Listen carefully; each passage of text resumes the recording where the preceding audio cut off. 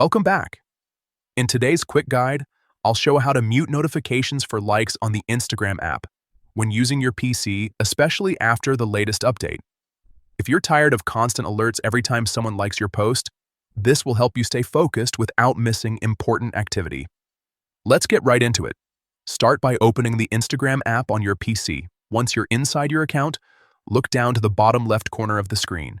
You'll see 3 horizontal lines there. Go ahead and click on those lines to open the menu. From that menu, find and click on Settings. This is where you can control everything related to your account preferences. Now, inside Settings, look for the Notifications option and click on it.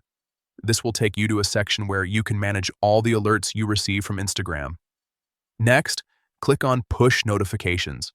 This is where Instagram lets you fine-tune exactly what you want to be notified about in real time. Scroll through the options until you find Likes. Once you see it, you'll notice different choices.